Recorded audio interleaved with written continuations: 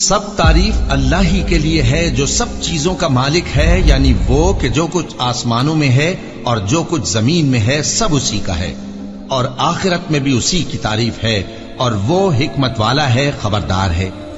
جو کچھ زمین میں داخل ہوتا ہے اور جو اس میں سے نکلتا ہے اور جو آسمان سے اترتا ہے اور جو اس پر چڑھتا ہے سب اس کو معلوم ہے، اور وہ مہربان ہے، بخشنے والا ہے۔ اور کافر کہتے ہیں کہ قیامت کی گھڑی ہم پر نہیں آئے گی۔ کہہ دو کیوں نہیں آئے گی؟ میرے پروردگار کی قسم وہ تم پر ضرور آ کر رہے گی۔ وہ پروردگار غیب کا جاننے والا ہے، ذرہ بھر چیز بھی اس سے پوشیدہ نہیں، نہ آسمانوں میں اور نہ زمین میں، اور کوئی چیز ذرے سے بھی چھوٹی یا بڑی نہیں مگر کتاب روشن میں لکھی ہوئی ہے، اس لیے کہ جو لوگ ایمان لائے اور عمل نیک کرتے رہے ان کو بدلہ دے۔ یہی ہیں جن کے لیے بخشش اور عزت کی روزی ہے، اور جنہوں نے ہماری آیتوں کے بارے میں ہمیں ہرانے کی کوشش کی ان کے لیے سخت درد دینے والے عذاب کی سزا ہے۔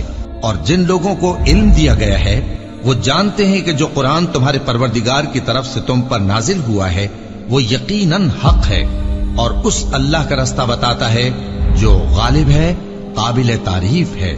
اور کافر کہتے ہیں کہ بھلا ہم تمہیں ایسا آدمی بتائیں جو تمہیں خبر دیتا ہے کہ جب تم مر کر بالکل ریزہ ریزہ ہو جاؤ گے تو تم نئے سرے سے پیدا ہوگے؟ یا تو اس نے اللہ پر جھوٹ باندھ لیا ہے یا اسے جنون ہے۔ بات یہ ہے کہ جو لوگ آخرت پر ایمان نہیں رکھتے وہ آفت اور پرلے درجے کی گمراہی میں پڑے ہیں۔ کیا انہوں نے اس کو نہیں دیکھا جو ان کے آگے اور پیچھے ہے، یعنی آسمان اور زمین؟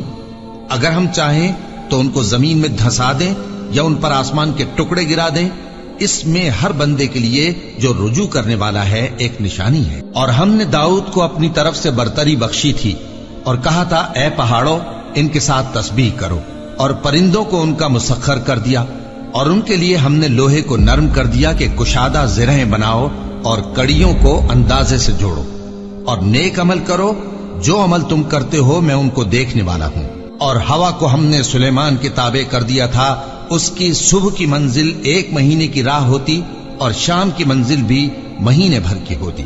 اور ان کے لیے ہم نے تانبے کا چشمہ بہا دیا تھا، اور جنوں میں سے ایسے تھے جو ان کے پروردگار کے حکم سے ان کے آگے کام کرتے تھے، اور جو کوئی ان میں سے ہمارے حکم کے خلاف کرے گا اس کو ہم جہنم کی آگ کا مزہ چکھائیں گے۔ وہ جو چاہتے یہ ان کے لیے بناتے، یعنی قلعے اور تصویریں اور بڑے بڑے لگن جیسے تالاب اور دیگیں جو ایک ہی جگہ رکھی رہیں۔ اے آل داؤد شکر کرتے رہو، اور میرے بندوں میں شکر گزار تھوڑے ہیں۔ پھر جب ہم نے ان کے لیے موت کا حکم صادر کیا تو کسی چیز سے ان کا مرنا معلوم نہ ہوا مگر گھن کے کیڑے سے جو ان کے عصا کو کھاتا رہا۔ پھر جب وہ گر پڑے تب جنوں کو معلوم ہوا اور کہنے لگے کہ اگر وہ غیب جانتے ہوتے تو ذلت کی تکلیف میں نہ رہتے۔